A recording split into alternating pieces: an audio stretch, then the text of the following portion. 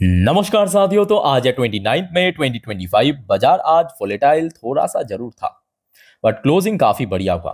जहां पे Nifty 50 closing दिया 24,833 पॉइंट पे, लगभग 0.33% गेनिंग के साथ।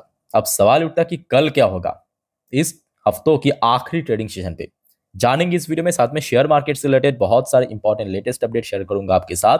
उसके साथ साथ ग्लोबल मार्केट का हालचाल, एफएसडीएस का डेटा और मोस्ट इंपॉर्टेंट पार्ट कल मार्केट एनालिसिस। तो रिक्वेस्ट करूंगा आप सभी को, प्लीज वीडियो को बिना स्किप के पूरा अंत तक जरूर देखना, और खास करके इस वीडियो की आखिरी 4-5 मिनट पे जब हम बाजार को एनालाइज करेंगे, समझने की कोशिश करेंगे कि कल मार्केट किस तरफ जा सकते हैं, उसको तो कतई मिस मत करना। ओके, तो आइए सबसे पहले चेकआउट करते हैं आज हमारे मार्केट एनालिस्ट ने क्या कहा आज क्लोजिंग के ऊपर बेस करके।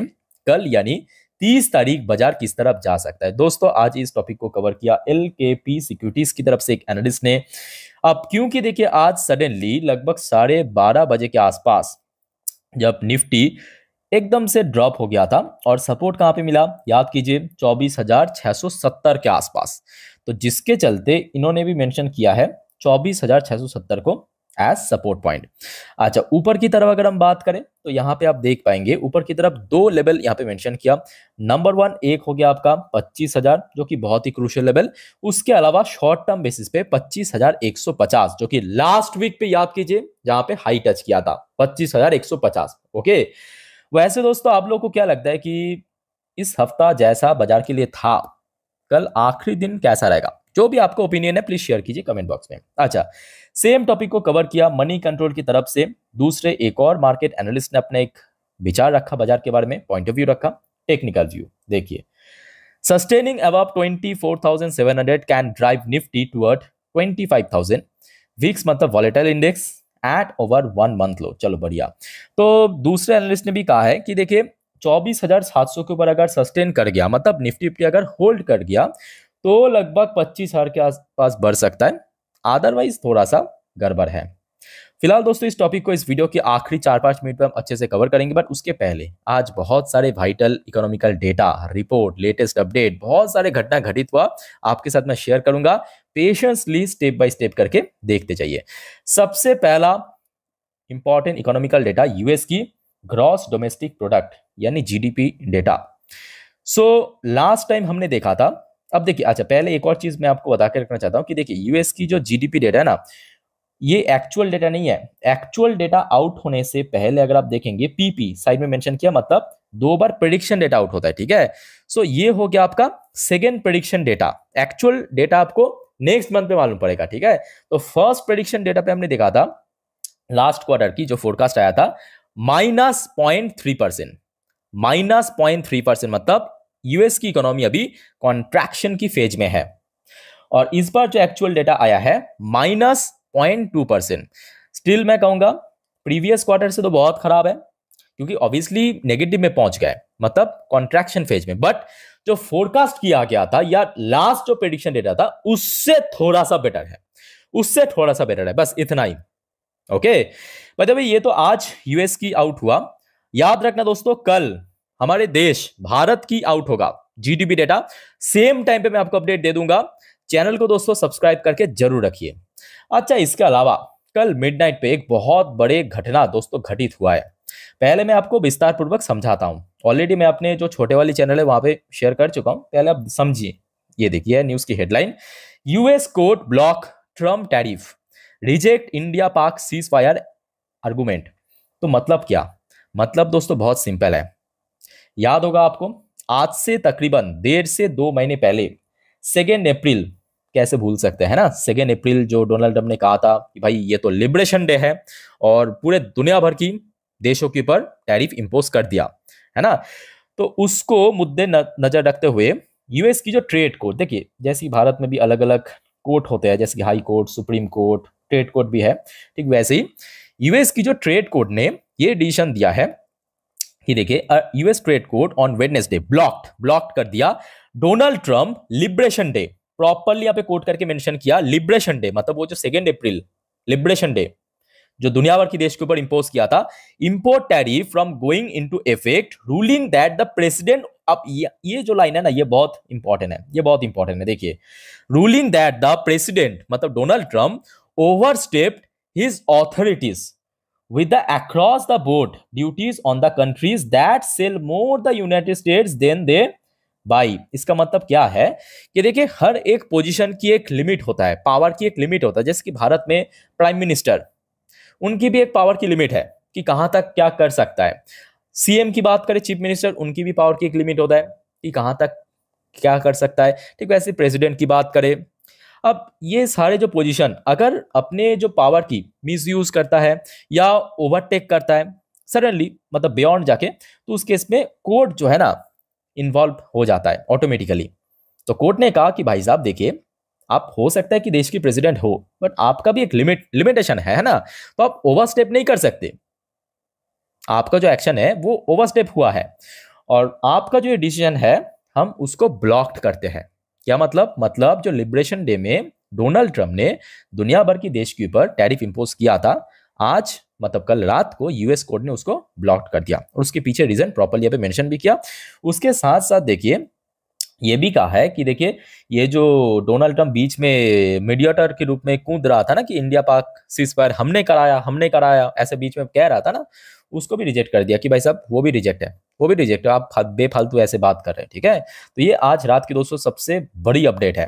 अच्छा, मैं आपको फिर से थोड़ा सा याद दिलाने की कोशिश करूंगा दोस्तों। अगर आप कल की सेम टाइम की वीडियो देखा, मैं आपको ये न्यूज शेयर किया था कि देखिए इलन मस्क ने अपना जो एडमिनिस्ट्रेशन है उसको एग्जिट कर लिया। Elon Musk to exit US government role after criticizing Trump big beautiful bill. याद होगा आपको, लास्ट वीक पे डोनाल्ड ट्रम्प ने एक बिल पास किया था वहां की यूएस की पार्लियामेंट पे, उसका नाम दिया था बिग ब्यूटीफुल बिल। और इस बिल को एक्चुअली इलन मस्क ने क्रिटिसिज्म किया था, कहा था कि देखिए मैं तो बहुत ज्यादा डिसअपॉइंट हूं। और उसके बाद इनका निर्णय भी आ चुका है कि यूएस की जो एक एडमिनिस्ट्रेशन की बोल सकते हो कि भार दिया था इलन मस्क को, उसको एग्जिट कर लिया। और कल दोस्तों मैं आपको क्या कहा था, देखिए इलन मस्क की ये एग्जिट या इलन मस्क की जो ये क्रिटिसिज्म डोनाल्ड ट्रम्प की नीति की, ये कहने के भारी पड़ सकता है। देखिए सिंपल बात है कि कोई भी देश की पूंजीपति यानी जो कैपिटलिज्म या जो पॉलिटिक्स या पॉलिटिशियन, वो सेम पाथ में चलता है, दोनों एक साथ चलना चाहिए, है ना। और यहाँ पे आप जो घटना है आई थिंक कि आप कनेक्ट कर पा रहे हो। ये कल की अपडेट है कि इलन मस्क ने ऐसा कहा है क्रिटिसिज्म करते हुए, और आज सुबह सुबह एग्जिट कर लिया, और ये दोस्तों आज आ चुका है। तो आप समझ पा रहे हो ना कि किसके साथ क्या कनेक्शन है। ओके, अब आगे बढ़ते हैं दोस्तों। नेक्स्ट इंपॉर्टेंट अपडेट आपके जेफरीज की तरफ से। जेफरीज ने कहा कि देखिए bullish on Indian steel stock एमिड safeguard duty stable valuation. चलो बहुत बढ़िया, तो यहाँ पे मेटल सेक्टर को वो नजर रखना, खास करके स्टील सेक्टर। अच्छा, उसके साथ साथ भारत की जो मिनिस्टर अश्विनी वैष्णव साहब, इनकी तरफ से भी एक बहुत वैल्यूएबल स्टेटमेंट दिया है कि first made in India chip, chip मतलब कौन सा चिप, सेमी कंडक्टर चिप, जिसको लेके इतना ज्यादा चर्चा हो रहा है दुनिया भर में, ऑफ 28 to 90 nm। ये एक्चुअली एक यूनिट है 28 to 90 nm, इस रेंज की जो चिप है to roll out this year. इस ईयर से दोस्तों प्रोडक्शन में आ जाएगा, शुरुआत हो जाएगा। ठीक है, ये अपने आप में बहुत अच्छी बात है, बिकॉज आज की डेट में भारत आप समझ सकते हो जो बाहर की चिप यूज करता है, जितने भी भारत की कंपनीज है, चाहे वो हार्डवेयर हो या सॉफ्टवेयर, वो बाहर की चिप यूज करता है। ताइवान हो सकता है, जापान हो सकता है, यूएस हो सकता है, but made in India chip obviously उनको काफी सस्ता भी पड़ेगा और काफी अच्छा भी होगा। अच्छा, नेक्स्ट देखिए एक और इंपॉर्टेंट अपडेट। इस न्यूज की जो डेप्थ है उसको समझने की कोशिश कीजिए। पहले ये न्यूज की जो अपडेट आया है भारत की जो नीति आयोग की वाइस चेयरमैन वीसी की तरफ से, उन्होंने कहा कि Indian economy size $15 trillion in PPP term, more than half of US economy. अब आप कहेंगे कि भाई मतलब कहने का एक लिमिट होता है। हाल ही में हमने देखा भारत की इकोनॉमी $4 ट्रिलियन क्रॉस किया है, अभी अभी कह रहा है कि $15 ट्रिलियन। मतलब क्या कुछ खाया है क्या? नहीं, पहले आप समझने की कोशिश कीजिए। देखिए इन्होंने कौन सी टर्म पे कहा है, देखिए जीडीपी। चलिए मैं आपको थोड़ा सा इकोनॉमी समझा देता हूँ शॉर्ट में, इसी बहाने में इकोनॉमी भी हो जाएगा पढ़ाई। जीडीपी 3 प्रकार की होते हैं। एक हो गया आपका नॉमिनल जीडीपी, जिसमें आपके जो इन्फ्लेशन वगैरह एडजस्टमेंट नहीं होता है। दूसरा हो गया आपका रियल जीडीपी, ये जो कल मतलब 30 तारीख भारत की जीडीपी ग्रोथ रेट की डेटा आउट होगा ना, वो रियल जीडीपी डेटा। और तीसरा होता है आपका पीपीपी, पर कैपिटा। तो यहां पे इन्होंने जो नॉमिनल जीडीपी या रियल जीडीपी उनकी बात नहीं कहा, इन्होंने कहा कि देखिए पीपीपी की टर्म के हिसाब से भारत की इकोनॉमी एक्चुअली अभी बहुत ज्यादा है, मतलब जो रियल जीडीपी जहां पे है उससे बहुत ज्यादा है, 15 ट्रिलियन डॉलर के आसपास है। एक्चुअली अगर हम पीपीपी टर्म की अकॉर्डिंग देखें, पीपीपी टर्म मतलब आपके परचेजिंग पावर पैरिटी, ओके, तो उस हिसाब से भारत की इकोनॉमी अभी 15 ट्रिलियन डॉलर के आसपास। तो होपफुली देखिए क्लियर हो चुका है इन्होंने कौन सी केस के बेस पे कहा, ओके। अच्छा नेक्स्ट देखिए जो इंपॉर्टेंट अपडेट है आरबीआई की तरफ से, आरबीआई की तरफ से भी एक बहुत important statement, India to retain crown of fastest growing major economy amid global gloom. Obviously आज की डेट में भारत के आसपास भी कोई देश नहीं है। अच्छा नेक्स्ट दोस्तों एक और इंपॉर्टेंट अपडेट है, और मैं कहूंगा कि जो भारत के लिए बहुत खास बात है और भारत की जो मेटल सेक्टर उनके लिए बहुत अच्छी बात है। म्यांमार, भारत की ठीक पूर्वी भाग में स्थित म्यांमार एक देश है, भारत के साथ बॉर्डर शेयरिंग भी करते हैं, टर्न टू इंडिया, भारत की तरफ मूव किया as China supplies poor quality materials. क्या मतलब इसका, ये देखिए जो मटेरियल्स होता है ना, जो चाइना सप्लाई करता है अलग अलग देश को, अब चाइना ने क्या किया कि बहुत ही खराब क्वालिटी की जो मटेरियल है वो म्यांमार को सप्लाई कर दिया। अब मैं समझता हूं ना ये चाइना की गलती नहीं है, गलती किसके मालूम है, अरे भाई ये चाइना की डीएनए की गलती है, सीरियसली बोल रहा हूं। जैसे कि फॉर एग्जांपल देखिए शिकार करना शेर की डीएनए में है, तेज भागना चीता की डीएनए में है, गुलामी करना कुत्ते की डीएनए में है, ठीक वैसे ही फ्रॉड 420 ये सब करना चाइना की डीएनए में है ना। आप देख लीजिए आपके घरों में आई थिंक कि ये बातचीत तो होता ही होगा कि कोई इलेक्ट्रॉनिक गैजेट या प्रोडक्ट अगर खराब हो जाता है तो लोग क्या कहते हैं अक्सर, यार ये जरूर चाइनीज माल होगा, चाइनीज प्रोडक्ट होगा, है ना। हम तो बचपन से ऐसे ही कहते हैं। और अब बाकी बात करें फ्रॉड की तो वो आप देख लीजिए हिंदी चीनी भाई भाई करके ऑक्युपाई कर लिया हमारे अक्साई चीन वाली पार्ट, है ना। तो ये तो इसकी डीएनए की बात है, आई थिंक ये उनकी प्रॉब्लम नहीं है, डीएनए की फॉल्ट है। और ये अच्छी अपडेट है भारत के लिए कि म्यांमार भारत से अभी खरीदेगा मटेरियल्स, ओके। अच्छा नेक्स्ट देखिए अपडेट है आपके ट्रेड डील के ऊपर। Next round of India US trade deal talk on 5 जून से लेके 6 जून, ये ऑफिशियल अपडेट आ चुका है। आपको याद होगा लास्ट डे में आपको एक न्यूज शेयर किया था सोर्स के अकॉर्डिंग कि 25 तारीख से ट्रेड डील की बातचीत होगा भारत और अमेरिका के भीतर, बट वो एक्चुअली अनऑफिशियल अपडेट था। ऑफिशियल अपडेट आज न्यू दिल्ली की तरफ से आ चुका, मतलब सेंटर की तरफ से आ चुका है 5 से लेके 6 जून, मतलब नेक्स्ट वीक में दोस्तों ये अपडेट आपको मालूम पड़ेगा। अच्छा आगे बढ़ते हैं, थोड़ा सा चेकआउट करते हैं यूएस मार्केट की पोजीशन। फिलहाल आप देख सकते हो US market is extremely volatile. अभी देखिए यूएस में लोकल टाइम 1:09, डॉ जोन्स की पोजीशन ओपनिंग काफी बढ़िया, उसके बाद एकदम स्लिप करते हुए नीचे पहुंच गया। अभी आप देख सकते हो रिकवरी करते हुए थोड़ा बहुत पॉजिटिव में है, थोड़ा बहुत पॉजिटिव में है, बट आगे क्या होगा वो तो किसी के हाथ में नहीं है। अच्छा बाकी नैस्डैक कंपोजिट फिर भी मैं कहूंगा बेटर कंपैरिजन टू डॉ जोन्स, और ओपनिंग आज काफी बढ़िया था। यूएस कोर्ट ने जो ब्लॉक किया है ना रेसिप्रोकल टैरिफ डोनाल्ड ट्रम्प की, उसके बाद ओपनिंग इतना बढ़िया दिया 1.5% ऊपर, उसके बाद अभी थोड़ा बहुत आधा% नीचे, सॉरी आधा% ऊपर चल रहा है। अच्छा यूएस की 10 साल की बॉन्ड डील लगभग 1% नीचे आ चुका है, बाकी करेंसी के लिए अच्छी बात है। और ब्रेन क्रूड की बात करें ये भी लगभग 1 से 1.5% अभी नीचे है और काफी स्टेबल भी है। अच्छा इंडियन करेंसी की वैल्यूएशन दोस्तों एकदम ही फुल्ली स्टेबल है, लास्ट 2-3 ट्रेडिंग सेशन से कोई बहुत बड़ा बदलाव हमें देखने को नहीं मिला। आगे बात करते हैं कुछ इंडियन कंपनीज की पोजीशन, जैसे कि विप्रो लिमिटेड एडीआर वर्जन अभी 1.22% पॉजिटिव में चल रहा है। इन्फोसिस लिमिटेड एडीआर वर्जन की बात करें तो लगभग 0.82% पॉजिटिव में पहुंच चुका है। HDFC bank and ICIC bank की एडीआर वर्जन की अगर हम बात करें, एचडीएफसी बैंक 0.66% पॉजिटिव में और आईसीआईसी बैंक ऑलमोस्ट फ्लैट चल रहा है, कोई बहुत बड़ा गिरावट नहीं हुआ। अच्छा बात करते हैं गिफ्ट निफ्टी की पोजीशन, किधर गया गिफ्ट निफ्टी, हाँ आ गया। तो गिफ्ट निफ्टी की, अब बाय द वे यहाँ पे एक और चीज मैं आपको दिखाना चाहता हूँ, क्योंकि आज देखिए मंथली एक्सपायरी था ना, तो गिफ्ट निफ्टी की जो मई वाला फ्यूचर था वो एक्सपायर कर गया। ये जो फ्यूचर मैं आपको दिखा रहा हूँ ये जून की फ्यूचर, मतलब लगभग 1 महीने बाद ये एक्सपायर करेगा। सो अभी आप देख सकते हो गिफ्ट निफ्टी की पोजीशन है 24,924 पॉइंट पे, मतलब आज जहां पे निफ्टी क्लोजिंग दिया वहां से तो लगभग 100 पॉइंट के आसपास, नहीं लगभग 90 पॉइंट के आसपास ऊपर। और मैं क्या कहूंगा कि बहुत ज्यादा एक्साइटेड होने की जरूरत नहीं है, बिकॉज ये जून की फ्यूचर है, तो लगभग 150 पॉइंट के आसपास तो प्रीमियम ही आप मान लीजिए 150 पॉइंट के आसपास लगभग, ठीक है। तो उस हिसाब से अगर हम बात करें थोड़ा बहुत वीक ही है, अप्रोक्सीमेटली वीक ही चल रहा है, ठीक है। अच्छा दोस्तों अब बात करते हैं आपके एफएसडीएस की डेटा, जस्ट अ मिनट किधर गया डेटा यार, ये सब इतना उल्टा सीधा,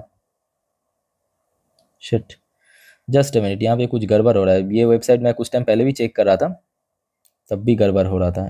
just a minute. Actually NSC की जो ऑफिशियल वेबसाइट थोड़ा सा गड़बड़ कर रहा है, तो मैं आपको सीधा सीधा न्यूज़ में ही दिखाता हूँ। तो यहाँ पे आप देख सकते हो, आज एफएस ने जो टोटल बाई किया है नेट वैल्यू 884 करोड़ के आसपास शेयर, और डीआईएस ने टोटल बाई किया 4286 करोड़ की शेयर। तो मतलब लगभग 5 ट्रेडिंग सेशन में back to back FS and DIS द्वारा खरीदारी देखने को मिला। ये अच्छी बात है।